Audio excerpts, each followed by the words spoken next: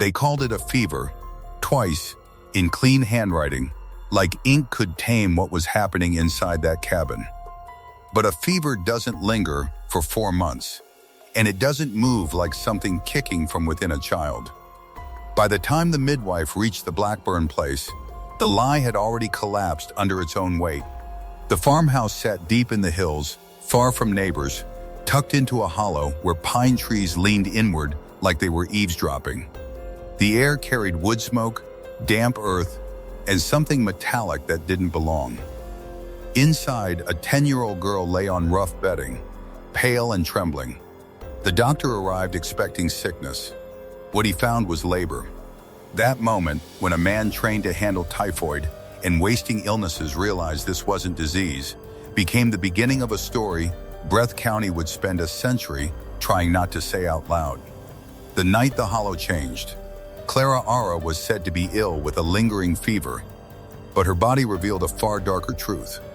Reuben Blackburn stood in the doorway, offering excuses that failed to hide it. The doctor understood, and in Breath County, understanding didn't always lead to speech. The midwife worked in silence. The birth was quick. The child was stillborn, though witnesses later struggled with that word, describing something misshapen and unfinished. Wrapped in cloth, the infant was handed to Reuben, who disappeared into the trees. No prayers followed. When the doctor tried to comfort Clara Ara, she stared through him without a word. According to legend, no one outside the family ever heard her speak again. Before leaving, the midwife hid a note reading "Not her fault." The doctor rode home under a moonless sky, keeping the truth to himself. Around the Blackburns, silence wasn't fear. It was survival. Clara Ara afterward. Clara Ara didn't vanish in the usual sense. She lingered, seen behind cabin glass, drifting from room to room, performing chores without ever acknowledging anyone who called her name. It was as if part of her had stepped out of the world, leaving only a quiet shell behind. Locals offered explanations born of fear. The fever broke her mind, a curse stole her voice, or silence was forced upon her. What unsettled them most were her eyes, one brown, one pale gray, both rimmed with a faint yellow ring that caught the firelight wrong. Reuben changed as well. He sealed the cabin against daylight, disappeared into the woods for days, and returned raw, reeking, and furious. Those who approached the property spoke of an invisible barrier, an instinctive dread, the feeling of being watched, of footsteps following until the road was reached.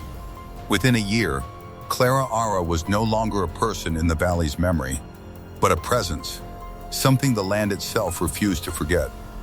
The Blackburn reputation. Even before March 1892, Reuben Blackburn carried a reputation Breath County people didn't like to name directly. The legends say there were wives buried without preachers, a brother found frozen with missing boots, a temper that could turn a room cold. Some of that may be pure folklore. Stories grow sharper when told in fear. But after Clara Ara's fever, the whispers hardened into something more certain. A particular older story resurfaced, a wife named Martha dead years earlier after delivering a stillborn son, described as deformed. Folks who remembered that tragedy began asking the question they'd avoided: was Martha truly Clara Ara's mother? Records were thin, certificates missing, deeds misfiled. And in the tale's logic, the gaps in paperwork weren't accidental. They were defensive. In the hollow, the idea took root that Clara Ara's pregnancy wasn't a one-time horror. It was a clue to what the family had been hiding for years. When the land turned against the name, locals said the hollow itself began to react. Crops failed, soil rotted, animals died without cause. Dogs refused to cross the property line. The strangeness soon spread. A boy vanished near the woods, and a woman claimed she saw Clara Ara walking barefoot through a cemetery, cradling something small before dissolving into fog. No footprints, no missing child. Soon after, mutilated animals were found arranged in careful patterns, with no tracks and no predators. Even skeptics stopped lingering near Blackburn Hollow. Fear didn't require belief. Records began to thin as well. Births, deaths, land deeds quietly disappearing. Clerks pretended not to notice. One finally muttered what everyone understood.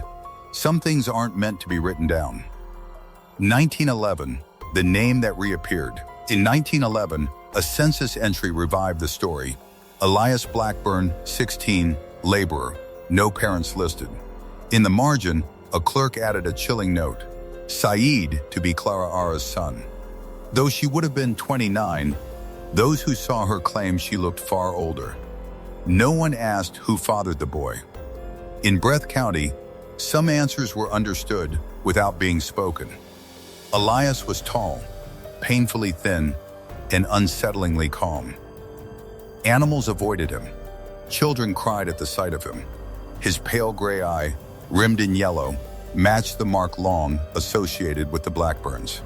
He soon built a crude shack behind the old home.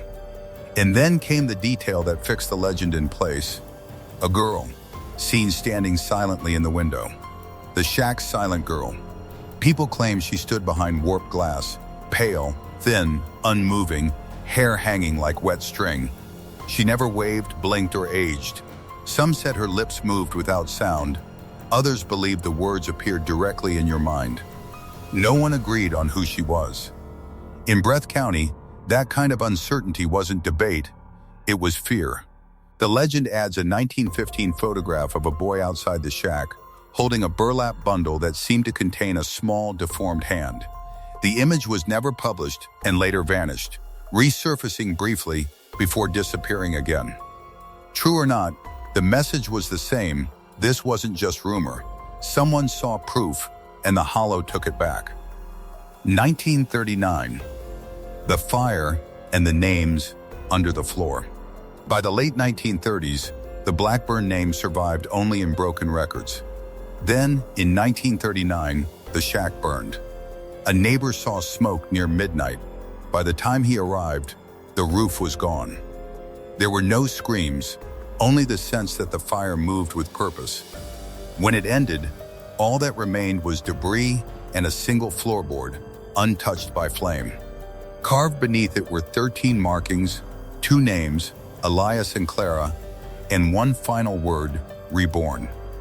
The family was listed as presumed dead, though no bodies were found.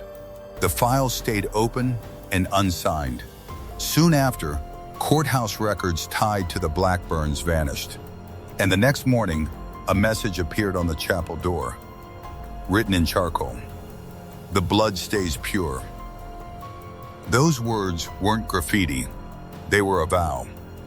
After the 1939 fire, the Blackburn name vanished from records, but the Hollow stayed active. In the 1950s, an electric worker found a windowless structure where the shack once stood. A barefoot young man answered and refused power with a single line, "We don't let the light in." The worker quit soon after. In the years that followed, whispers spread, animals arranged in precise patterns, hikers struck with sudden dread, soft humming that led people off the trail. In 1972, a geology student vanished, leaving a journal that described 2 identical girls watching from the woods.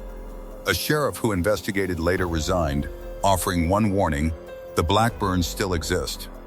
What's left of them remembers. The bloodline scatters. By the late 1990s, the legend stretched beyond Kentucky, as if the Hollow itself had learned to travel. In 1998, a nurse in southern Ohio reportedly treated a pregnant teenage girl, malnourished, nearly catatonic, and unable to name herself. When shown a map, she pointed to an unmarked forest near the Kentucky border. What unsettled the nurse were the girl's eyes, one brown, one pale gray, ringed in yellow, and 3 precise, symmetrical scars carved into her back. Those marks were later linked to the womb seal, a whispered ritual meant to keep certain bloodlines contained. A folklorist, Dr. Mitchell Langley, spoke publicly about it, then vanished. His burned vehicle was found with torn notes and a cracked photograph from 1915, the shadowed figure now clearer. In 2007, the story surfaced again in a Pennsylvania asylum log. A barefoot woman found wandering in ash, silent for days. Hidden in her mattress was a note. "He was my father and my brother and my son. I am what's left." Later photos showed the same mismatched eyes. To believers, it proved the bloodline didn't end. It learned how to scatter. Stories like this don't end cleanly. They fade, scatter, and wait, buried in records, in land, in silence. And maybe that's the most unsettling part. Not whether the legend is true, but why it refuses to disappear.